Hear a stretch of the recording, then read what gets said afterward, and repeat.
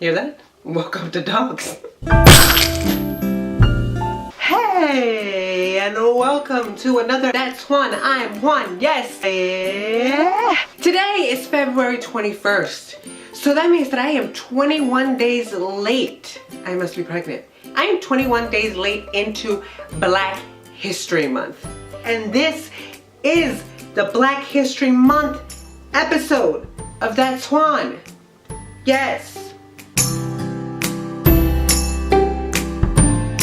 Black History Month should be every freaking day. Like Hispanic Heritage Month, Asian Heritage Month, White History Month, even though that's every day now, so yeah. But we should all celebrate the diversity that is within us. But since we want to divide ourselves into separate months, and because we need to have these months where we recognize different cultures for their contributions into the society that we live in now, whether President Bannon wants to realize it or not. So what I decided today to do is to go over some of the biggest contributions that African Americans have contributed to American society. I have my notes somewhere. Do you guys know who Alfred A. Crail is? No? Well, next time you're in a Dairy Queen or a Carvel, you should know. You should know the history. Alfred A. Crail was the inventor of the ice cream scoop. A Pittsburgh man who studied in a seminary, worked as a carpenter, but was fascinated by mechanics, was the one who was able to figure out how to make the perfect ice cream scoop. So next time that you are celebrating a 70-degree weather in February because of global warming and enjoying a scoop of ice cream, make sure you thank Mr. Crail. Another famous Black inventor that we all know because we read about him in high school every single February or in any other African American history class that we may have is George Washington Carver. And the reason is because he's super famous for creating peanut butter.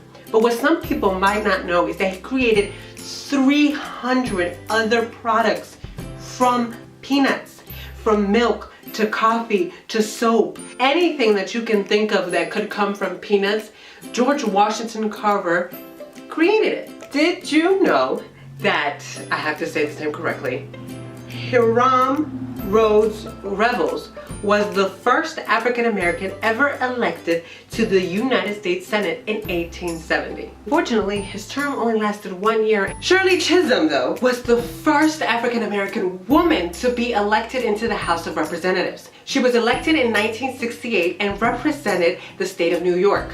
She broke barriers again 4 years later in 1972, being the first African American presidential candidate for any major political party and being the first female candidate for president in the United States. And like other female New York senators that run for president, she lost.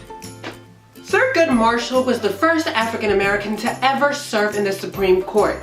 He was appointed by, surprisingly, Lyndon B. Johnson. He served in the Supreme Court from 1967 all the way till 1991. Because if it wasn't for Garrett A. Morgan, our streets will look like this. Garrett A. Morgan, born to freed slaves and with only a 6th grade level of education, he owned a repair shop, a clothing business, and a cosmetic product line. He started the Cleveland Call, a Black newspaper, in 1920 and patented the, yes, you guessed it, the mechanical traffic light in 1923 and sold it to General Electric. So thanks to him, we have the red, yellow, and green lights. And even though we hate the red lights, we do. And the yellow, hate them all. Okay, except the green one. But if it wasn't for him, our streets would be in complete chaos. Remember back in the day when we were kids and it was the summertime and we all wanted a super soaker water gun. This is soapy water and I'm washing that filthy lion mouth. Lonnie Johnson, a Tuskegee graduate, was the inventor of the super soaker water gun. He joined the Air Force and was assigned to the Strategic Air Command. And he also worked on the Galileo mission to Jupiter and the Cassini mission to Saturn. So not only did this man bring us a lot of fun during our summers as a kid, he was a genius. And while working on an enviro-friendly heat pump, it was when Johnson invented the super soaker. Look, I know I can be petty. And in some cases, pettiness is called for and it works. And this next story is the reason why we should all continue to be petty. George Spec Crumb was a cook and a restaurateur. He was working at a restaurant that served French fries with sandwich or hamburger, and a customer that he made the fries for sent them back.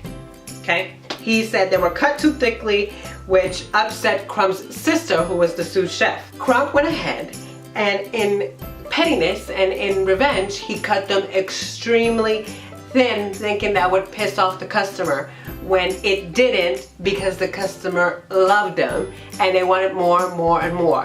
And you know that they were called the Saratoga chips, and that they later became what we now all love as potato chips. So because of pettiness, we now have potato chips. Yes! Believe it or not, even in 2008 we were making history when Barack Hussein Obama became the first African American to become president of the United States, and he was re-elected again in 2012.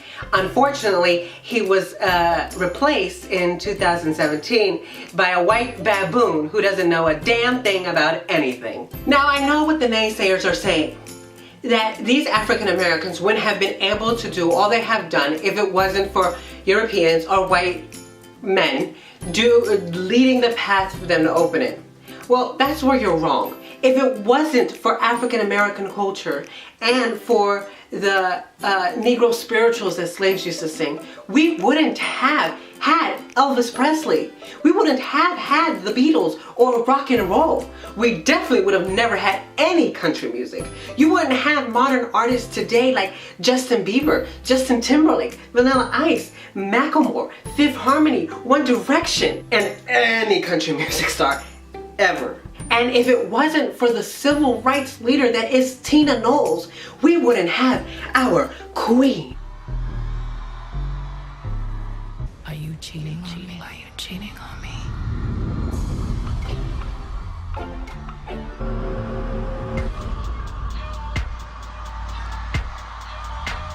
Daddy Alabama, Mama Louisiana. You mix that Negro with that Creole, make a Texas Bama. I like my baby hair with baby hair and afro. I bow down to thee, Queen Beyonce. So see, it's not about saying that one group is better than the other. It's about acknowledging, embracing one culture and their contributions to the society that we live in now. Make sure you do your research on Black History Month. Learn what you want to learn. See what else is out there more than what people are feeding you. And like always, make sure to give this video a thumbs up and subscribe to my channel, and then come back next week for more here on That's Juan. I'm Juan, and I'll see you guys next week.